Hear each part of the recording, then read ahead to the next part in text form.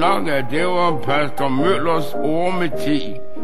Men allerbedst som løg, vi hviler trygt bag lås og slå, går døren op. Borgmester træder ind med sabel på. Han glemte rent at banke på. Der blev jo en halvøj. For Løjvig og Katrine, de var væk i selskabstøj. Den ene var en negligé, den anden i bar figur. For det var nemlig noget, der hørte med til Løjvigs kur.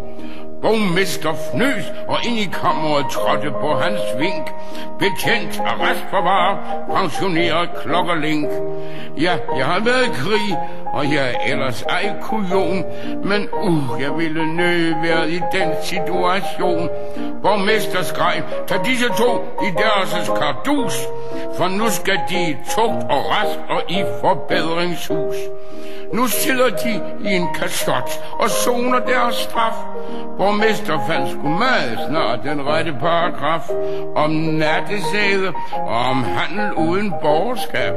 Nu får de brød til daglig, vand og brød og ærestab. Borgmester går og venter sig. Han bliver nok til noget.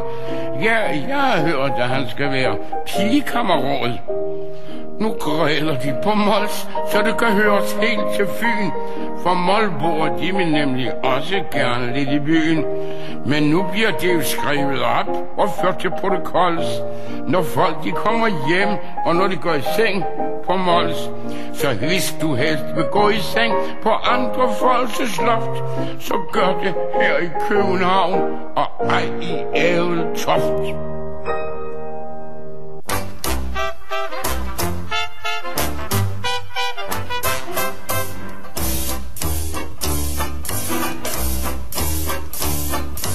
Der er lagt på silden, og der er lagt på ilden.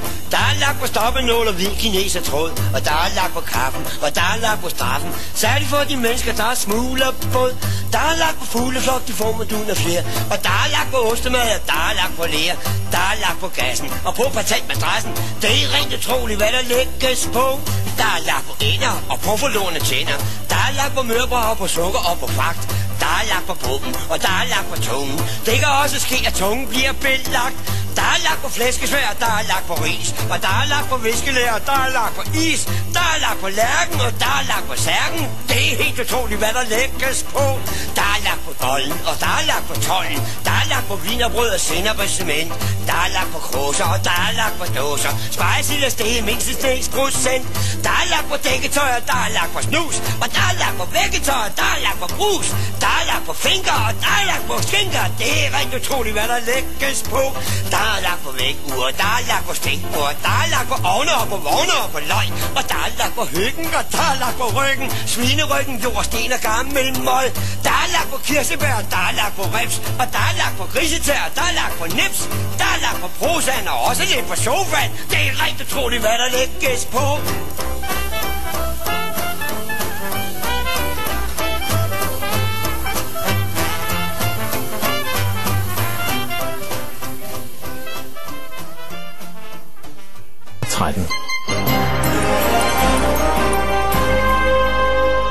En 30-årig mand skal i fængsel i 16 år for at have dræbt sin tidligere samlever og deres fælles datter. Den afgørelse er netop faldet ved retten i Aarhus. Drabene skyldes jalousi over, at forholdet var gået i stykker. Drabsmanden forsøgte også at begå selvmord. Og det var motivet til også at dræbe deres fælles barn, forklarede han i retten. Datteren skulle ikke leve uden både en mor og en far. Forud for klimatopmødet til december vil politiet sikre sig mulighed for at genindføre grænsekontrollen, så man kan stå ved grænsen og kontrollere de tilrejsende. Politiet overvejer også, hvordan man i givet fald skal huse et stort antal anholdte. En af idéerne er at indrette midlertidige haller, hvor man kan huse folk efter masseanholdelser. Det har tysk politi gode erfaringer med. Det var sandsynligvis spritkørsel, der i nat endte med at koste en 8 måneder gammel pige livet. En 28-årig mand og hans kammerat kørte ved 21-tiden ud af Roskildevej med op mod 200 km i timen. De to unge mænd havde været i parken i København for at se fodboldkampen mellem FCK og Brøndby og var på vej hjem, da de kørte ind i den lille familie.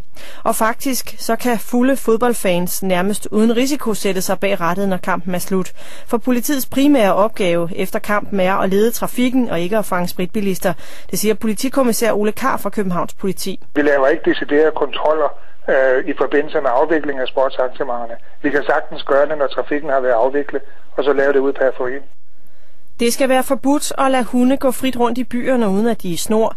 Det mener et flertal i Folketinget, bestående af SF, Socialdemokraterne og Dansk Folkeparti. På den måde vil man forsøge at sikre, at børn og voksne ikke bliver angrebet af kamphunde. I starten af juni vil partierne sætte sig sammen og finde ud af, hvordan man kan få strammet loven. Dansk Folkepartis dyrevelfærdsordfører Marlene Harpsøe er optimistisk. Jeg ser positivt på, at vi kan blive enige om nogle ting. Det håber jeg, det skal vi gøre, fordi at det skal være til gavn for de mange, som jo for det første allerede er blevet ofre for kamphundeangreb, og så skal vi sikre, at der ikke bliver flere ofre. Stifteren og lederen af oprørsgruppen De Tamilske Tigre i Sri Lanka, Vellupillai Prabhakaran, er blevet dræbt. Det oplyser Sri Lankas militær. Han blev skudt, da han forsøgte at flygte væk fra det område, hvor de sidste oprørere har forskanset sig. Lederens død er et hårdt slag for De Tamilske Tigre, siger speciale studerende ved Aarhus Universitet Mikkel Wilder Kogård. Prabhakaran var den ubestridte leder, den karismatiske leder, landsfaderen for de tamiler, der støttede ham. Og ikke alene er han tilsyneladende blevet slået ihjel. Mange af de øvrige i organisationen er også blevet slået ihjel. Det vil i hvert fald være under helt andre omstændigheder og i meget lavere omfang, den borgerkrig måske vil fortsætte.